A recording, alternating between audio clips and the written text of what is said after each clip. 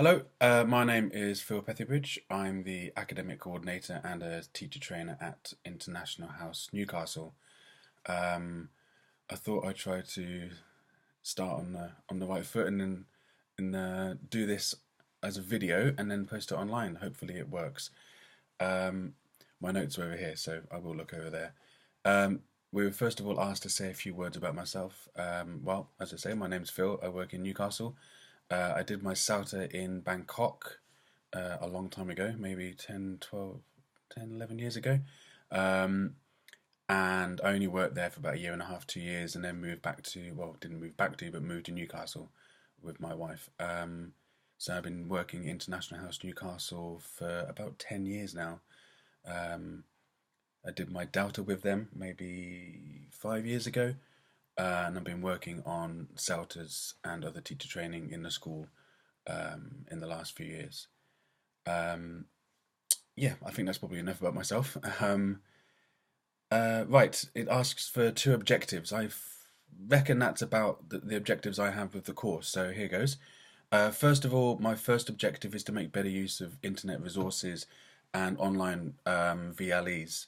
Um, it's a big neglected area of my own personal teaching, and the school is trying its best to branch out and reach out to those online, whether they be students we've had in the school that we can then talk to online once they leave, or actually just having an online course running that we've set up and run from Newcastle.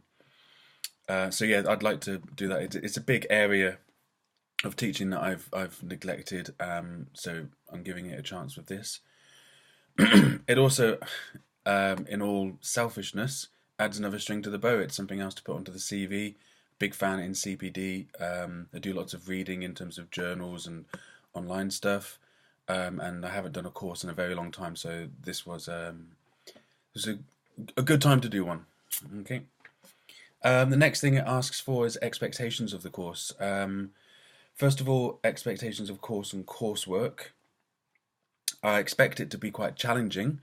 First of all, because I've not done anything like this before. I tried to do the original certificate in advanced methodology when it's first set up about 9, 10 years ago.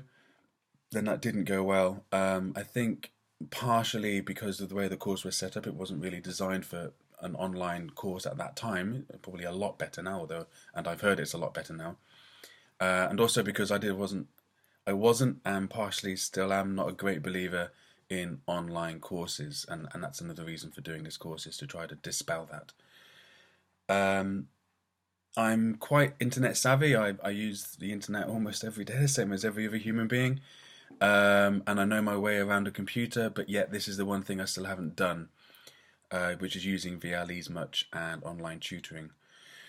In terms of workload, I'm not expecting it to be massively strenuous, but I am expecting to have to do a bit of work, and I'm fully geared up for that.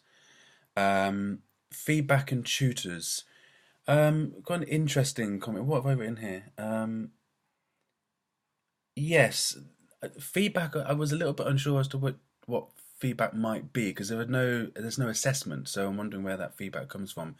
I'm hoping it's because it's a rather open comment course with lots of forum-based activities that the feedback will come through the discussions, which is great. I'm a big fan of dialogic learning, so that's going to be a big bonus for me for doing this course. I'm also a big fan of research-based answers. By that I mean, if I ask a question or if I have an activity idea, I'm a big fan in tutors saying, yes, that's good, no, that's bad, rather than saying, yeah, but no, but you could do maybe in the right circumstances, depends on. Just say if it's good or bad, please. That would be nice. Um, as for the other guys out there, the other course participants, people like me, well, if you're anything like me, they're going to be an odd and varied bunch all around the world. Um, I hope that's not insulting to anyone. A couple of things I'd quite like to avoid on the course is one person dominating or one or two people dominating. Whether that be via time zone issues, I'm not sure how that can be prevented. But if you read through the introduction to the course, it really asks for people not always to be that first person, because it it's infuriating for everyone else. um, okay. And finally, for the other course participants, I'm hoping everyone's up for a good discussion and a good argument. Like I said before, I'm a big fan of inquiry-based learning. So let's get in there. It's discuss these things to death almost. Fight ourselves into a corner and fight ourselves back out of that corner in order to justify everything we've come up with. And hopefully by doing that, we can get somewhere, learn something, and learn a little bit about each other as well, which would be nice. Okay?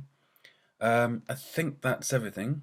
Although, no, it's not. No, the last thing was to ask about the websites we use for your teaching and for your training. For teaching, I don't really use a lot of websites, I have to be honest. Likewise for training as well. There was a time when I first started teaching, I would use a lot of One Stop English, and The Guardian had a really good section for resources. But I've tended over the years to build up a little bit of resources myself, that I tend not to resort to looking on the internet for resources.